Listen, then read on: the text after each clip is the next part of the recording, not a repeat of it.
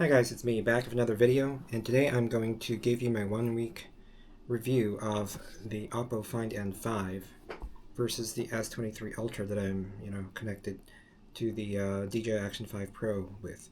So basically I have these two phones. I mean, this was a flagship phone 2 years ago, and this is the current flagship phone of the S20, the Snapdragon Elite 8, except that it has 7 cores, but the reason why I bought this phone is because I was tired of the Ultras. So we have S22 Ultra, S23, S24, and now S25. They're all pretty much the same. They have, same shape, pretty much same form factor. Obviously, there have been incremental improvements.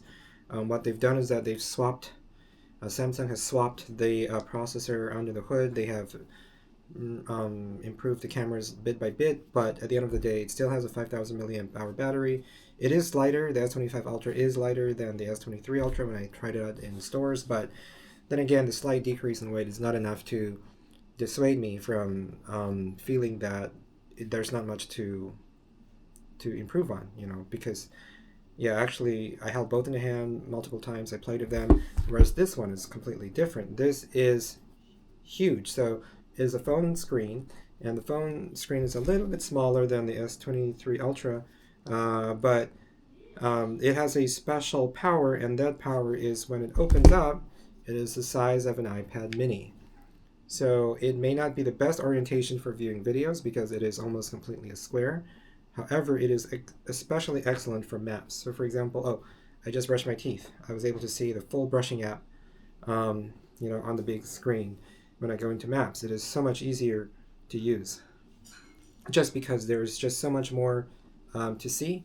Yep, I'm in Singapore, and these are, there's when you're traveling, there's just so much. It's so much easier if you have a phone that can turn into a tablet, and with super thin bezels and super thin profile. Um, I pretty much like everything that is hardware based about this phone, except for the cameras. The cameras are okay. I mean, I think the selfie cam is definitely a lot better than the S23 Ultra. I don't know why, but Chinese phones, Vivo, Oppo, Xiaomi, they all have better better selfie cameras than Samsung. I can't speak for Apple because I've never used an iPhone, and I don't think I ever will, with the way they price things. But yeah, I everything hardware is great. Software, not so much. So basically, let me just bring you a little bit into the software. To figure out how to use this phone, basically you need to start from the very beginning. So I came from the Note 4 back in 2015. It's about 10 years back. And the Note 4, up till now, Samsung has improved the operating system so much. Whereas this one, they're just kind of starting out. So for example, if you're into, say, I don't know, say phone manager, for example. Yeah, this one will help you clean up stuff. And when you open the device, you can actually have three options here. You can have split view, floating window, and close. And so when you do a split view, basically you can have two separate things, two separate apps together. When you want to go into settings, you want to figure out how to use maps and settings, for example, you can also do that. You can do split view, you can open the maps, and there they will open up. You can also move them around, like so, and it is very, very, you can swap sides, top, bottom, split. So it is very, very intuitive in terms of how the screen real estate is shared. What I was confused about was the camera app. So when you open the camera, you don't know how to take a photo of yourself. So on a Samsung, it's always you double click the power button and then you can take a photo. Well, finding out how to do that on the on this phone was a hassle. So I had to go into the camera. I had to figure out which one I wanted to use and what all these icons mean. And then I figured, oh, there's a settings hidden inside here. I would tap on that and I would go, mirror selfie and all of those things. So then again, it's just a matter of getting used to, but I spent around, about a week getting used to all of this stuff. Random stuff. that would have been so easy if I, just went from Samsung to Samsung, because even something like Samsung Notes, I hadn't realized how dependent I was on it. So yeah, that's the other thing here that you need to be wary about. So it does have a bit of a learning curve, but I feel like for the hardware, the learning curve is worth it. There's an IR blaster as well. You can use to control your TV, and I didn't know that. But yeah, there's something that you could think about when you use it. As for the crease, I would say the crease is probably the least noticeable crease in all the foldables right now. What I do know is that, like clothes, for example, if you fold a T-shirt, the T-shirt stays folded for a long time. The crease on the T-shirt will be more noticeable. Same as this phone. So when this phone was shipped, it came in a box, and in the box it was completely open.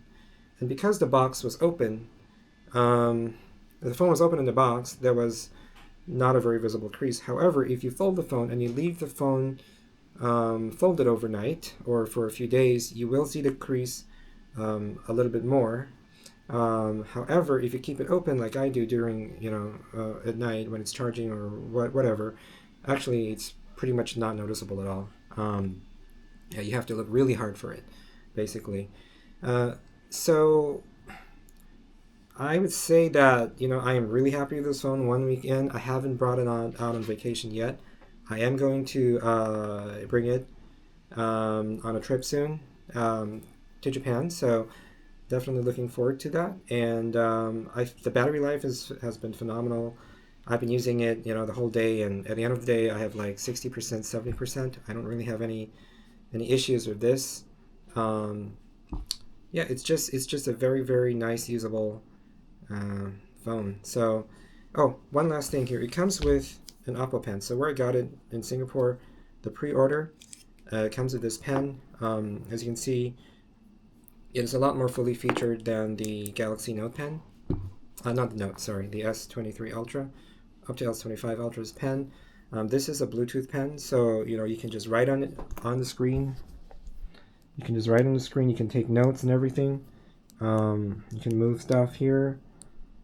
It is very responsive, and in fact, having such a nice canvas is definitely easier, to write on than say something like this, where you would write on the screen like this. So this feels like a toy, but this slots into the S23 Ultra's body. The Oppo pen does not, and you need to carry it in a magnetic charging case, which I feel is a fair trade-off. So what I'm going to do now is I'm going to bring these two phones on vacation, and I'm going to see how they stack up. I still do like the cameras on the Samsung phone. I just feel that this is a more complete overall package right now with the way things are going. The fingerprint sensor is extremely thin and very, very sensitive. Unlocking it is surprisingly way easier with the side sensor than with the front-facing, under-display sensor on the Samsung. Can't speak for the S25 Ultra because I didn't really, obviously I don't have it. So, but I feel that the unlocking speed is way faster on the Oppo. With the chip and all. Yeah, it remains to be seen how this foldable phone, how the crease will fare over time. So 6 months in, 1 year in, how's it gonna be?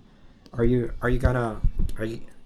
there gonna be anything wrong? Like my coworker, she has a Galaxy Flip 6, yeah, and after she brought it on a Z Flip 6, like the one that folds vertically, and after she brought it on a trip to Australia, I think that one did not do too well. So basically, the device, the screen protector started peeling off. The inner screen started flickering. So I'm hoping it doesn't happen with the Oppo. I think the Oppo looks, it seems a lot more futuristic and a bit more future-proof. So let's see how it goes. But yeah, for me, I'm taking it on my first vacation. So let's see how it works out, and I will be back with another video in the weeks and months ahead. In the meantime, if you enjoyed this video, let me know. If you have any questions, also feel free to write it in the comments, and I will come back to you. That's it for now. Thanks for watching, and I'll see you again.